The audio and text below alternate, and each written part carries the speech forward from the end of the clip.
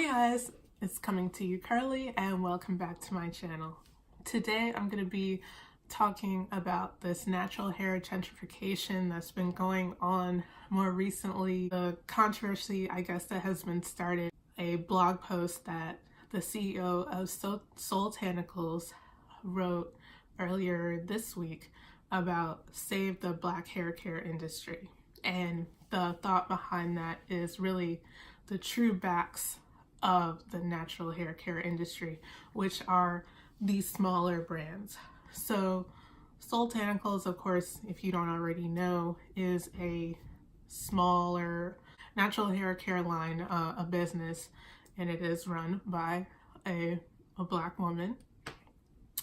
So just to give you the background on that, you know, that she's speaking from her own truth.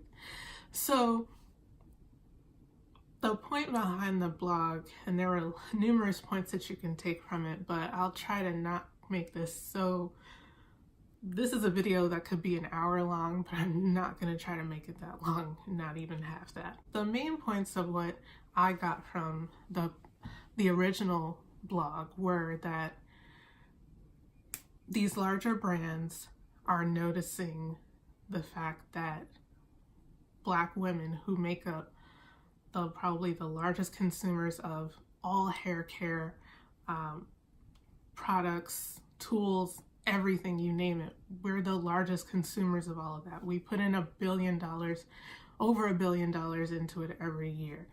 That number is climbing and climbing, but we're the main consumers in number wise.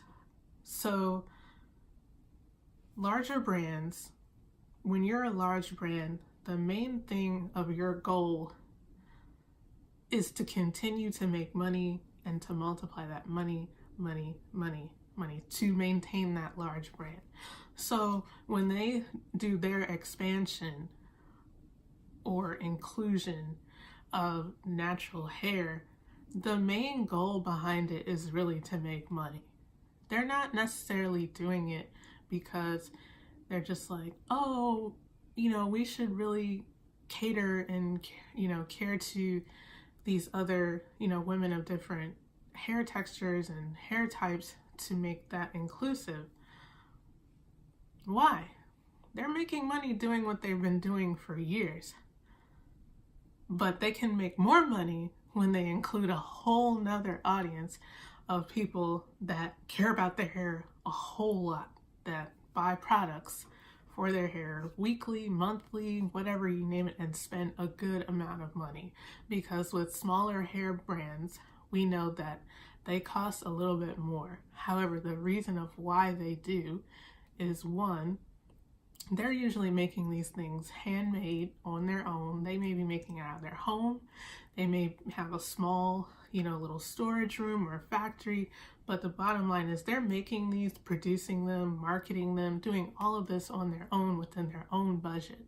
So yes, in order to have money to eat off of their business, they're going to have to charge a little bit more.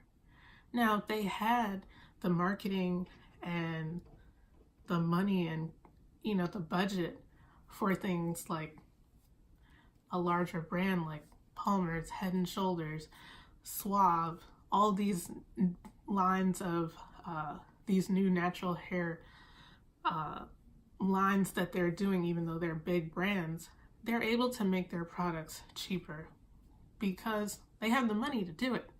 And two, you also have to look at the ingredients that they're putting into it.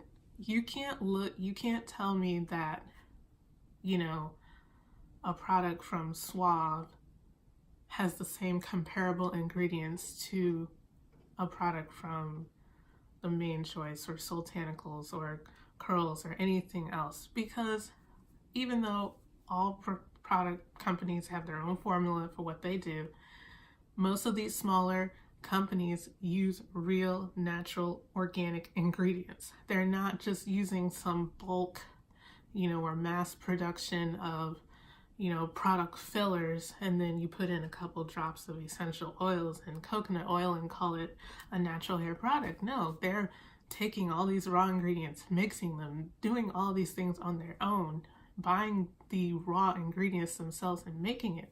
That takes time, that takes money. So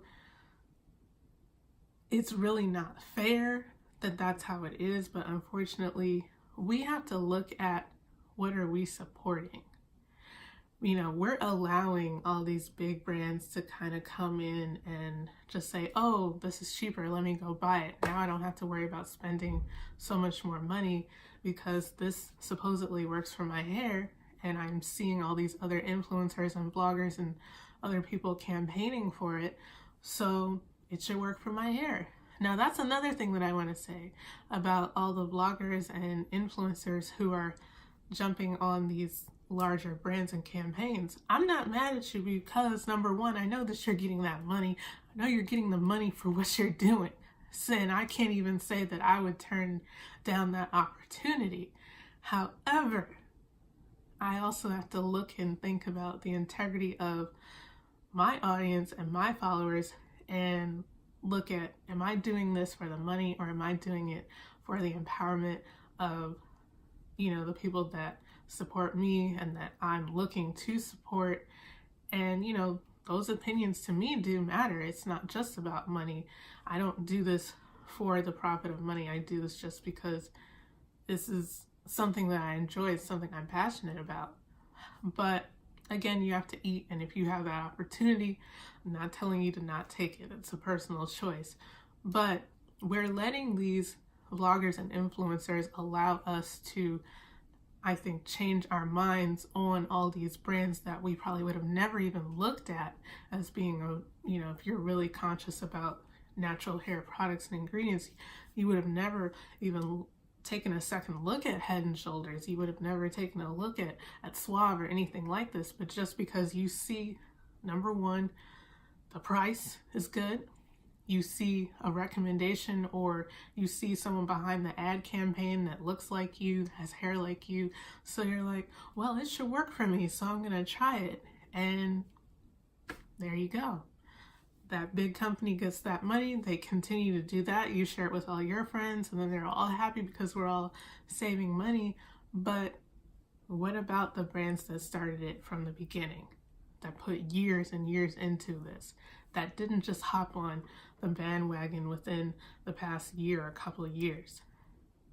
And another thing is, they've had a wonderful example of what to not do as to how to appeal to Black women, or, you know, African Americans or people of color, however you want to call it, is by following the example that Shea Moisture did a couple years ago. They've learned to not do that. They, you know, they saw that sacrificial lamb when Shea Moisture did their, you know, more expansive, you know, ads and campaigns, and, you know, Black women were outraged. They're like, you know, you're selling out, you know, you're catering to, you know, white people or people with straight hair, and what about us who supported you from the beginning? And they're like, oh, okay, we see what to do.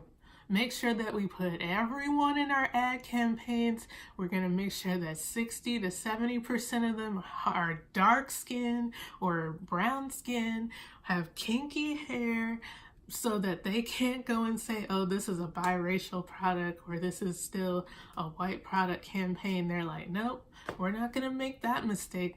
If this is the audience that we want, we're going to show them that this is the audience that we're trying to get. And I noticed that from Head and Shoulders campaign, because I looked at the hashtag and I said, I see what you're doing. I see you. But anyway, business is business. You got to make your money. I'm not hating on larger brands. You know, if you are in that position and you have a large brand, you have a lot of money, and you're able to continue to do that, definitely do good business practices. I'm not saying that these larger brands should not make lines for us, but what I'm also saying is that we should not be ignorant to the method behind their business, and we should not forsake the work and the quality that is put into these smaller brands. I would say right now, most of the products that I use are from smaller brands, or at least mid-range brands, and they work better for me than products that have, you know, that are from bigger companies. I would say one of the only products that I do have, you know, that I more so have used, Maui Moisture. I hate this product. I hate it. And you know, it's a deep conditioner. I know it works for other people fine, and other people would love it, but I hate this product. It does not work for my hair specifically, and that has to do with porosity and all kinds of other things as well, but it does not work for me. But how much is this? When it first came out, it was higher, but now I think their prices have gone down a little bit, and if you catch them on sale at CVS and all of that, you can probably get it for $7. And this is a deep conditioner. Now, you get a product like this, which is perfect for my hair, which is designed for my hair, which has great ingredients in it from Kriya Botanicals. It's going to cost you a little more. However, do you want something that's going to work for your hair, you know, and your whole hair health? Not just, oh, it makes my hair look good, but is your hair actually healthy? Is your scalp healthy? Because all these other product fillers and products that they're putting into these larger ones are not always products that are good for long-term use for your hair and your skin and all of that anyway. These are things we have to think about. We have to think about, is this something we want? And if it is, fine, you know, it's going to happen. If not, then we really need to look at the brands that we are supporting, and even just put an effort to support these smaller brands more so, you know, for those who are conscious of the products that we put into our hair. I know I made this video probably super long, but you know, I had a lot to say on it, and I could probably make a whole part 2, but I'm not. I'm gonna wrap this up right now. But let me know what you guys think about, you know, this whole topic and everything. I'm gonna put a link to the blog from Soultanicals in the description of this video, as well as a list of some other smaller Black owned companies that you can support, so that no one can say, well, where are these Black owned brands so I can support them? You know, I never hear about them. I only see what's in my local, you know, area. You know, if you don't live in like major cities where all these products are readily available, maybe you live in the middle of nowhere and you don't know how to get to these things. Well, it's online, baby. It's online. So I'm gonna put a list of all the stuff, not everything, but I'll put a good list of products, of brands that have different products that are Black owned, that, you know, offer to a variety of hair types and things like that. So hope you enjoyed this video. Please give me a thumbs up, subscribe, and I'll see you guys in the next one. Bye guys.